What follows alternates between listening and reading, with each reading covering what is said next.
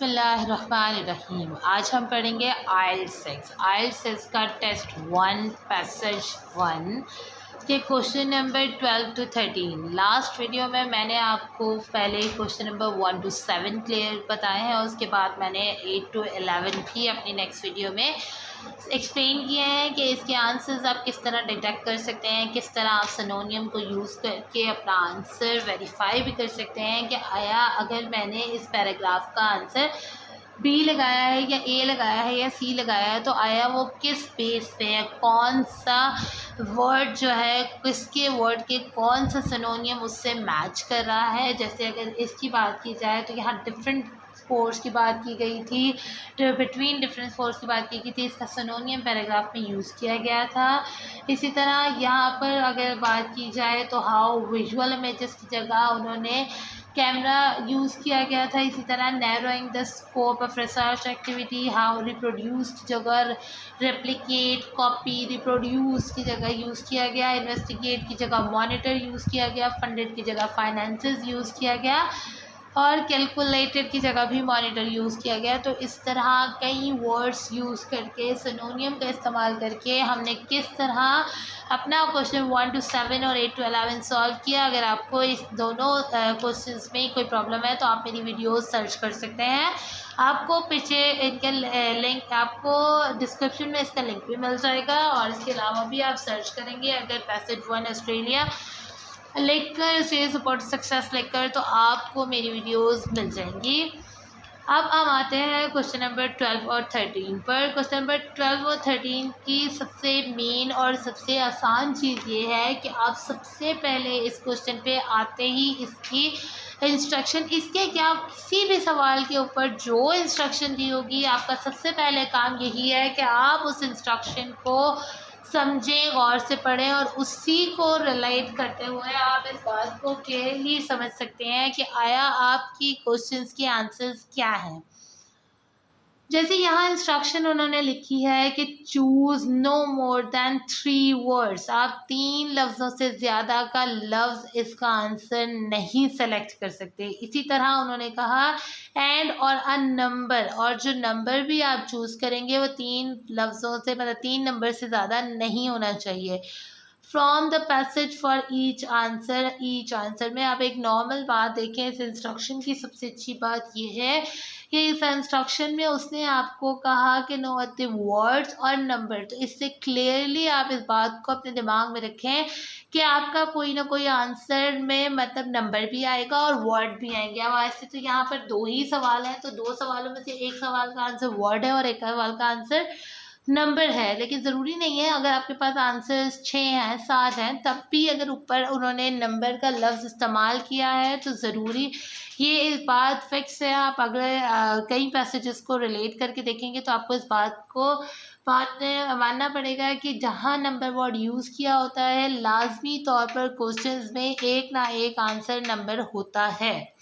इसी तरह right your answer in box 12 और 13 इन योर आंसर शीट। अब उन्होंने आपको क्वेश्चन क्या कहा, What is produced to help an athletes plan their performance in an event?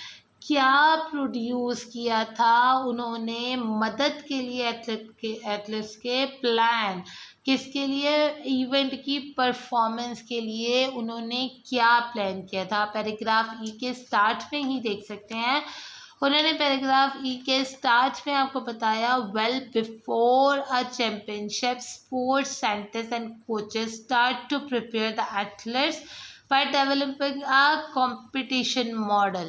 तो इसका आंसर क्या है, कंपटीशन मॉडल। अब कंपटीशन मॉडल जो है वो मोर देन 3 वर्ड्स नहीं है।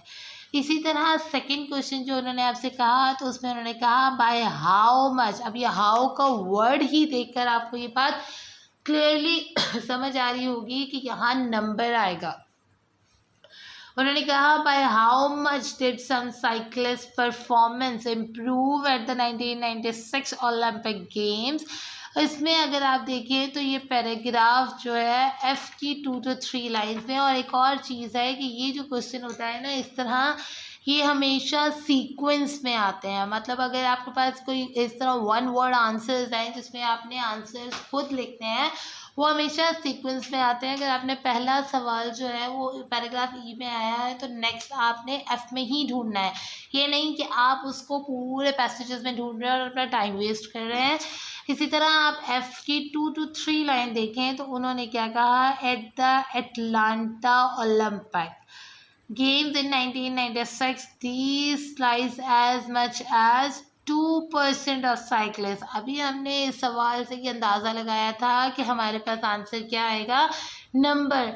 तो अगर ट्रिक की बात की जाए तो ये 2% आ गया, तो यही इसका आंसर है। और अगर इसको हम पढ़ के भी देखें और क्लियर करना चाहें तो हियर्स लाइज, जो इन्होंने ये लिखा है यहाँ पर, ये देखिए, these lies as much as 2% of cyclists and rover times now everyone uses them and same has happened। ये जो इन्होंने पूरी क्लियर कट बात की तो इसमें उन्होंने आपको ये भी क्लियर किया, जैसे उन्होंने कहा कि कितना, how much some cyclist performance improved 1966 में। तो 1966 की बात भी की गई है यहाँ पर, और कितना इम्प्रूव किया है, 2%। तो इसका आंसर क्या आया, 2%।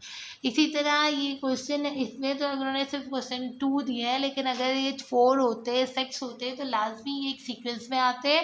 और आपने कोशिश ये करनी है कि आप कीवर्ड्स तो ढूंढें लेकिन एग्जैक्टली वर्ड्स नहीं मिल सकते। आपको हमेशा रीडिंग का रूल यही रखें कि जब आप रीडिंग के आंसर्स को सर्च करें तो उसके कीवर्ड्स को सर्च करके पीछे सर्च करें, और इंशाल्लाह आपको कीवर्ड्स को अगर सिनोनियम आते हैं तो आप रीडिंग आसानी से कर सकते हैं। अपनी हर ज़्यादा कोशिश करें कि आपको कई वर्ड्स के सिनोनियम आते हों। मैंने पूरी कोशिश की है कि आपको ये क्वेश्चन समझ आ जाए। अगर फिर भी आपको कोई मसला है, कोई सवाल है आपका, तो आप इनबॉक्स कर सकते हैं, मैं आपको इसका आंसर ज़रूर दूँगी।